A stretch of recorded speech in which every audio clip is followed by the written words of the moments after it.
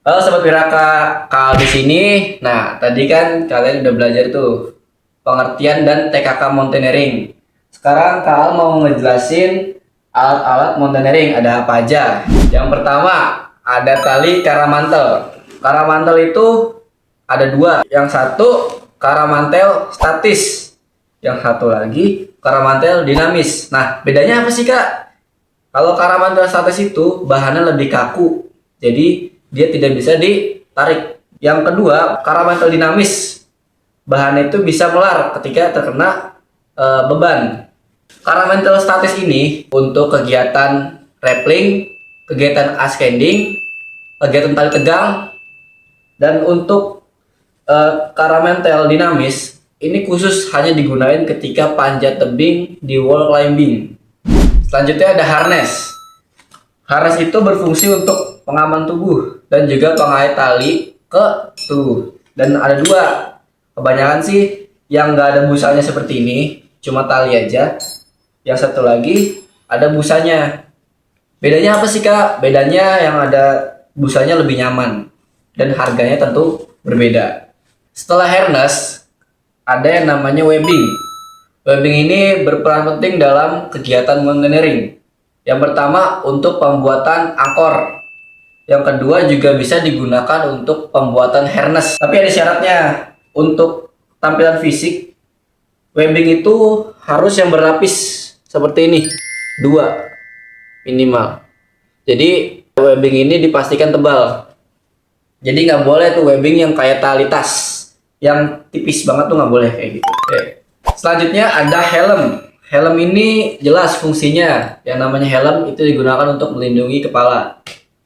Juga ada yang namanya sarung tangan untuk kegiatan rappelling dan kegiatan ascending itu menggunakan sarung tangan agar melindungi tangan dari tali karamantel. Untuk kegiatan panjat tebing di wall climbing menggunakan bantuan sepatu. Ini namanya sepatu panjat tebing. Bahannya itu berbeda. Dia full karet di sini dan karet itu keras. Jadi sangat membantu performa kita saat memanjat poin-poin di wall climbing. Seperti ini bentuknya. Selanjutnya ada alat ascender. Ascender ini digunakan untuk kegiatan ascending. Nah, cara menggunakannya itu adalah pengaitnya ini ditarik sehingga ini tuh terbuka seperti ini. Dan di sini ada geriginya untuk menahan tali karamantel itu. Penggunaan seperti ini, dimasukin lalu dijepit. Dan ini geriginya itu akan menahan ascender ini ketika ditarik ke bawah. Dan ketika ditarik ke atas, didorong ke atas, dia akan ngelos. Jadi begitu cara penggunaannya. Dan untuk melepasnya sama ditarik dan dia akan terbuka. Oke. Setelah ascender, selanjutnya ada yang namanya figure eight. Jadi figure eight ini ada berbagai macam bentuk. Ada yang ada tanduknya seperti ini, ada yang kotak, dan juga ada yang bulat. Nah, fungsinya adalah untuk alat rappelling atau alat turun. Selanjutnya setelah dari figure eight, ini ada yang namanya alat karabiner. Karabiner ini ada yang auto lock,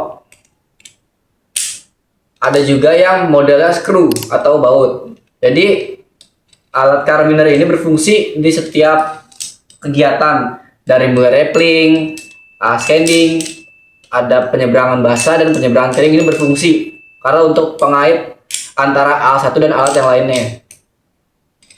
Selain karabiner seperti ini, ada juga karabiner snap. Nah, ini namanya karabiner snap. Seperti ini, beda kan? Dia tidak menggunakan screw atau lock. Dia hanya pengait seperti ini. Dan kalau digabungkan dengan tali seperti ini, ada dua, namanya berubah dan fungsinya berubah. Ini bukan karabiner, namanya ini runner. Dan ini berfungsi di kegiatan panjat tebing di wall climbing. Seperti ini. Oh enggak, posisinya ini harus saling berbalik arah.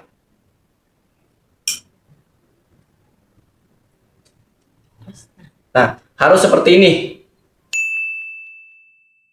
Dan alat yang terakhir, ini namanya belay. Ini dipakai untuk orang yang membilayar atau yang mengendalikan tali saat orang yang sedang rappelling. Untuk cara penggunaannya, posisi dari belayar seperti ini. Jadi ini tali yang untuk orang yang rappelling, dan yang ada posisi kakinya ini untuk yang belayar. Jadi seperti ini remnya. Dan di bawah sini dipasangkan karabiner ke harness. Ini namanya tali perusik. Di kedua kegiatan tadi, panjat tebing dan turun tebing, itu ini nggak digunakan.